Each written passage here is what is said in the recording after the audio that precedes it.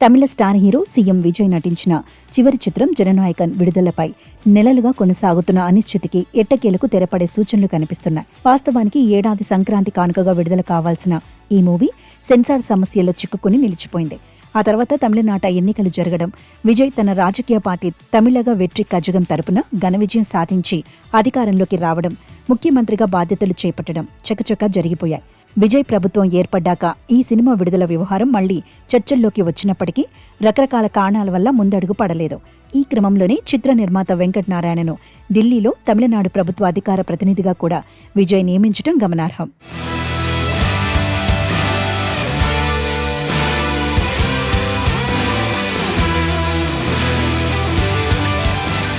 అయితే తాజా కోలీవుడ్ మీడియా కథనాల ప్రకారం జననాయకన్ చిత్రానికి central board of film certification నుంచి ఎట్టకేలకు ఏ సర్టిఫికేట్ లభించినట్లు సమాచారం.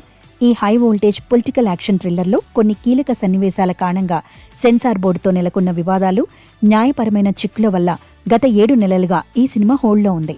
ఈ గ్యాప్లో సినిమా హై క్వాలిటీ ప్రింట్ ఆన్లైన్లో లీక్ అయి చిత్ర యూనిట్ను తీవ్ర ఆందోళనకు గురి చేసినప్పటికీ థియేటర్లలో దళపతిని ఆఖరిసారిగా చూడాలనే ఫ్యాన్స్ ఉత్సాహం మాత్రం తగ్గలేదు.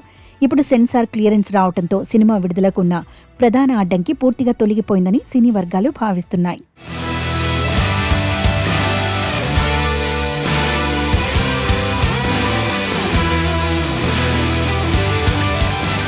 సెన్సార్ సమస్యలు పరిష్కారం కావడంతో ఈ జూలై నెలలోనే సినిమాను థియేటర్లలోకి తీసుకువచ్చేందుకు మేకర్స్ సన్నాహాలు చేస్తున్నట్లు ఇండస్ట్రీ టాక్.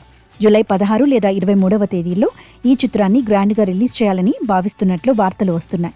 ఒకవేళ ఈ తేదీలు కుదరకపోతే ఆగస్టు మొదటి వారంలో ప్రేక్షకుల ముందుకు తీసుకువచ్చే అవకాశం ఉంది. అయితే ఈ సెన్సార్ సర్టిఫికేట్పై కానీ, అధికారిక విడుదల తేదీపై కానీ చిత్ర బృందం నుంచి ఇంకా ఎలాంటి అఫీషియల్ అనౌన్స్మెంట్ వెలువడలేదు. త్వరలోనే తమిళంతో పాటు తెలుగు, హిందీ భాషల సెన్సార్ ఫార్మాలిటీస్ కూడా పూర్తి చేసి అధికారిక ప్రకటన విడుదల చేయనున్నారు. విజయ్ సినీ కెరియర్లో 69వ చిత్రంగా వస్తున్న జననాయకన్ ఆయన కెరియర్లోనే అత్యంత ప్రతిష్టాత్మకమైంది. రాజకీయాల్లో పూర్తి స్థాయిలో అడుగుపెట్టి సీఎం అయిన తర్వాత విజయ్ వెండితెరపై కనిపించబోయే ఆఖరి సినిమా ఇదే కావడంతో అభిమానుల్లో ఆకాశాన్నంటే అంచనాలు నెలకొన్నాయి. హెచ్ వినోద్ దర్శకత్వం వహించిన ఈ చిత్రంలో పూజా హెగ్డే కథానాయికగా నటించగా బాబీ డియోల్, ప్రకాష్ రాజ్, గౌతమ్ వాసుదేవ్ మీనన్, ప్రియమణి, మమితా బైజో, నారాయణ్ కీలక పాత్రలు పోషించారు.